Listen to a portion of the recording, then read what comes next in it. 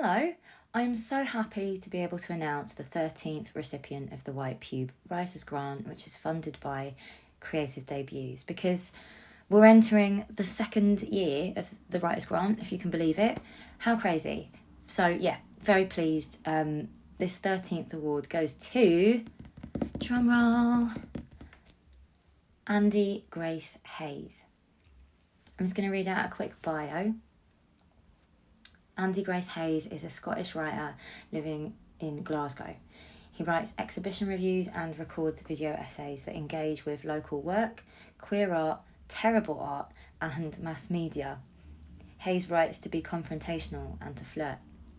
He aims to create an archive of gossip, institutional criticism, and off-the-cuff diatribes. So we got an email from Andy, and we're excited to see a fellow art critic writing from Glasgow. His Substack, Another Gay Handout, brings together exhibition reviews, book reviews, and essays on aesthetics and the climate. We haven't been able to run around Scotland's many different art scenes in a long, long time, but reading Andy's reviews felt like the light, piercing criticism and gossip that comes of visiting exhibitions with clever friends. And we very much support that. And we're subscribed to the mailing list too, so looking forward to reading more. And we hope you enjoy it as much as we do. So now I'm going to stop talking, and Andy is going to read two short reviews. One of them is called A Dumpster Fire and Damp Busters, and the second is called Carpeted Bathroom, an exhibition review of Sex Club. We share reviews or the texts or works in this format because sometimes, you just want to listen to texts rather than read them. And this is a nice way if you prefer this as a format rather than reading, because you can listen to the actual texts in a writer's own voice, and it's just a little bit nicer. So yeah, I'm going to let Andy take it away. I will shut up, but I'll be back at the end to give you a little bit of information about the Writers' Grant. Same deal as usual. So yeah, BRB, here's Andy. Bye. Welcome to Grace's Diary, a new series that I'm doing on just short form, 800 words-ish exhibition reviews and little thoughts that I have in my little brain. This one is on Winnie Herbstein's Damp Busters, which is on at the CCA currently. Friday, 6th of August, 2021. That day it rained loads and my flat flooded. I got to the CCA before the rain got heavy. And before we go on, I just want to clarify, I am Carrie Bradshaw, this is self-indulgent, and I haven't seen Sex and the City. And while we're on the topic of self-indulgence, I look at art all the time. Nothing is more self-indulgent than an artist and their art. I saw the remains of a dumpster fire outside the other day. Make what you want of that. My titles are clickbait, and I don't care. Kat got there later. By then, the gallery had flooded. We were ushered out. We met her in the foyer alongside shallow pools of water. Water was dripping. The rain was heavier than I'd ever seen it in Glasgow. Erupted drains, flooded galleries, soaked poly trousers. We're all going to drown one day. Buy property on high ground if you have to. There's no way any of these first floor tenement flats are making it. Basement flat, forget it. Doesn't matter. The front of all of these tenements are going to fall off anyway. And not in a scaremongering way, I just totally believe it. Speaking of housing, speaking of damp, that's the backbone of today's exhibition. Damp Busters was put together by Winnie Herbstein, someone I don't think I've met, but follow online. The work is about damp houses, council houses in Glasgow, ones that the council has no concern for, ones that the council is supposed to not have mould, ones that the council alleges have been neglected by their tenants.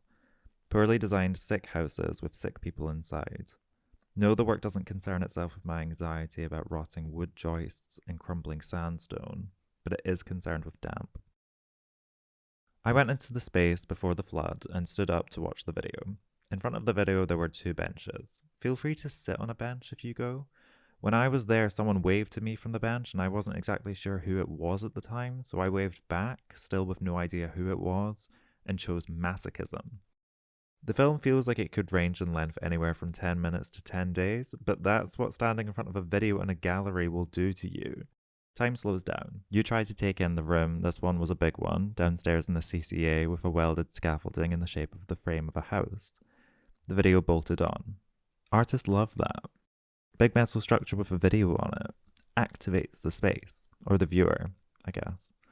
To be honest, anything can be activated. Charcoal can be activated. Activated tonal face mask video art.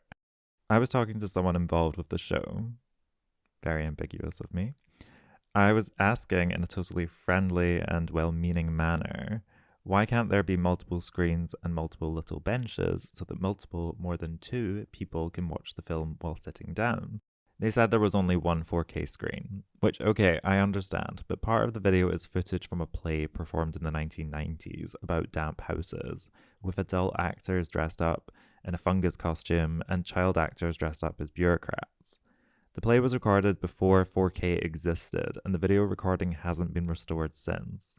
The rest is amateurish cam recordings of the inside of houses, the unfurling of a blueprint of a door in the interior of a community centre.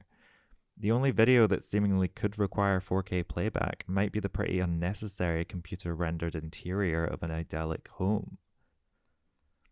I have become, over the course of this newsletter, totally akin to a viewer of grand designs. I put in a bench there. I don't know about that. Maybe something with back support. Wouldn't you like 2 TVs in the house? The video, Damp Busters, Not a Girl, Not Yet a Woman, is good. It sits in that murky space between documentary and video art. I think the content is amazing with these activists and performers. Do I think the art bit of the video art documentary is totally vital? A little bit. Could there be less of it? A little less, yeah. Would my reading of the work change with less of it? Probably not. The film slows down so you can look at the plaster blush cast inlays and the metal scaffolding. You can look at your phone, check out the ceiling, rock back and forth on your feet. There's another room with another video playing the entirety of the theatrical production. It's on an old CRT television on the floor in front of another bench with enough space, again, only for 2. The CCA, like many other galleries, is making slow work of responding to the limitations imposed by the COVID-19 pandemic and to accessibility needs in general. Before we went into the second room, the CCA flooded because of the bad weather. A pool of water crept out from beneath the door to a cupboard, and we were asked to leave the gallery. Didn't want to get caught in an electrical fire at the CCA. I went back on a different day to look at the old TV showing the play. Inspiring, depressingly still timely, and good. Footnote 1. This is only my opinion, one that is totally malleable. I, like everyone else, am a cuck to the institution. I do hope the CCA and all involved will please consider the application I sent them a couple of weeks ago and dismiss my statements made herein. Love your hair, hope you win. Did we do it? Okay, maybe we should I'll record it again. Thank you for listening to Grace's Diary. Yeah, this is what this is called. I am starting this new series where I just speak my very small mind about the shows that I see. Because I feel like I'd be moving away from this kind of like sort of easier kind of... Basically, I started making YouTube videos and it was taking longer. And I actually kind of wanted to go back to writing 800-word little like bits of writing about shows that we're on. If you like it, please subscribe to my Substack. That would be lovely. And I don't know, I'll probably see you soon because the only people that fucking listen to this are my friends. So thanks. Hello and welcome to A Grease Handout. I am your host, Andy Grace Hayes, a precocious child working as a writer in Glasgow. Today's episode is on an exhibition I saw called Sex Club, an absolutely haunted experience in a former 2010s bisexual sex club behind a shopping mall. I hope you enjoy. Carpeted Bathroom, an exhibition review of Sex Club featuring Erica Silverman, Raymond Strachan, and Debbie Young. Sex Club at 40 Fox Street, Glasgow, down an alley-like street behind the St Enoch Centre shopping mall, felt like it was making fun of the site-responsive artwork or exhibition, intentionally or not. I'm not the one to ask. One might have to ask one of the three artists showing work, Erica Silverman, Raymond Strachan, or Debbie Young. All work are made between this year and the last, and are featured in 3 rooms that snake away from a central hallway, which, for a brief time in the early 2010s, served as that of a bisexual sex club. the club yet dissolved in 2015. Each member of the group show writes that their work was made in response to the exhibition building. Silverman's enlarged, cross-stitched condom wrappers, one reading Trojan Magnum, Durex, Bizance, are hung on the wall, their quality blurred in pixelated wool. In another room, a collection of staged white PVC-clad worms, or piping bags, or phalluses, make up Pile O Sperm by the same artist. In the middle of the room, ejaculated like it's bin day into a heap by some gigantic penis above. In some of the rooms, bar that with pylosperm, on the floor is a royal blue carpet. Like carpeting in a bathroom, I'm alarmed by carpeting in both a gallery and a sex club. An uneasiness lurks throughout the space. That's not quite right feeling that is transported from the floor to the space to the artworks. A full body convulsion beginning at the base of the foot that ends on the retina. Debbie Young's work, Nan Sextet, is in a room all to itself. 6 ceramic figures, their body parts held together with metal armatures, their limbs sometimes missing, their hair made from the likes of coiled metal or modeling clay spaghetti, rest uneasily in the space. On their knees, slumped and tacked against walls. The windows are covered in a beige fabric, dulling the sun, and a robotic spotlight mounted above the frame of the door rotates a light beam from one figure to the next. There's a Saint Sebastian one, ceramic chest pierced with arrows, and there's one with a tap for a cock pissing a brassy chain. A red strip light colours the room. I walked to the entrance, the spotlight whirred and whiplashed, it steadied. Lit up in front of me, a figure appears, serving Patti LuPone performing As If We Never Said Goodbye at the Adelphi Theatre in London. Ceramic arms and chest, scribbled with hair, black horns, a concerned expression, a cylinder for a penis, and holding a wine glass. I burst out laughing, scared in the dark by Disney's It's a Small World production of Salo. I turn around. There's a CRT television playing CCTV footage from the front of the building. The television is positioned in front of 2 haunted beige bucket chairs. Nothing could make me sit there. There are 2 other material exposures of the building's past, a numbered locker keyboard sans keys, and the revealing of a small mural beneath white paint. Objects presented to give credibility to the project, to showcase the authenticity of the space, an authentically debased space. The exhibition straddles the line between sincerity and irony. Raymond Strachan appears to be making work in earnest. Canvases adorned with an abstract composition on black, laboured with messy paint drippings, textiles, chunky jewellery, and the lenses from a pair of polarised sunglasses, all in a cybergoth palette. The 2 works described, titled At Night, are accompanied by inflated woolen condom wrappers and hand towels printed with erotic close-up photographs by Silverman. I experience whiplash like that of a rotating spotlight. I struggle to engage in what I perceive to be a more sober body of work by Strachan. Imagine being a building, one that used to be a sex club. Imagine all that would have happened there: the sex, the sweat, the bad music, the smell, the carpets. Imagine being the same building with 3 artists making work in response to your past inside of you. One ruminates on fun, enlarging sperm and wrappers and hand towels, the other on debauchery with a horrendous cast of erotic dolls on their way to hell. The last, a translation, illustrating in abstract the imagined feeling of a space: carpet in a bathroom, in a gallery, in a sex club. I left smiling, thinking that's not quite right, but I had fun. A lack of cohesion between the works, along with a high camp failure, has made Sex Club a surprising, ironic favourite of the festival. You have just been listening to a Grease Handout with me, Andy Grace Hayes. I hope you enjoyed my review of Sex Club at 40 Fox Street, and I hope you have a really good day. Bye.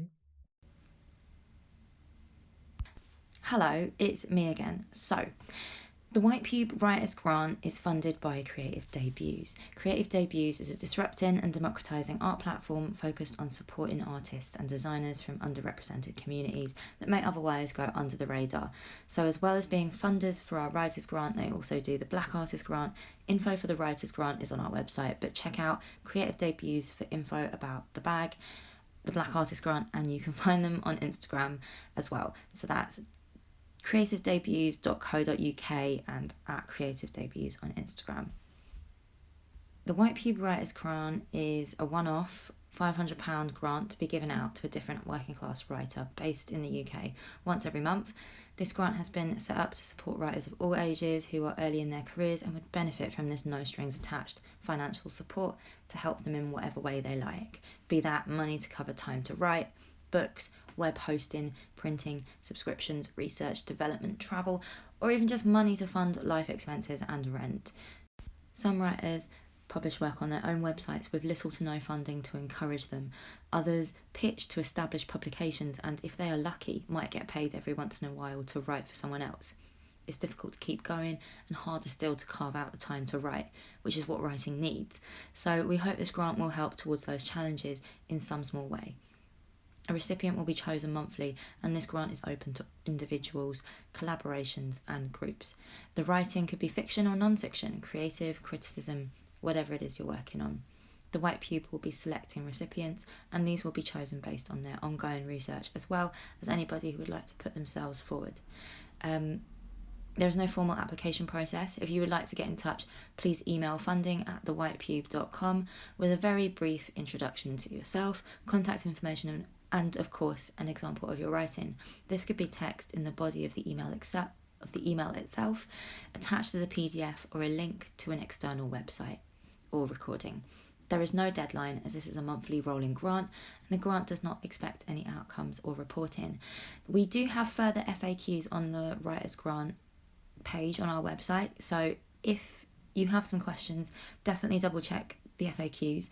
Go to thewhitepube.co.uk or .com, either one, /writers grant, and all of that information that I just read out, plus the FAQs, plus all of the work of our previous recipients. That's all from me, so I will see you this time next month. Goodbye.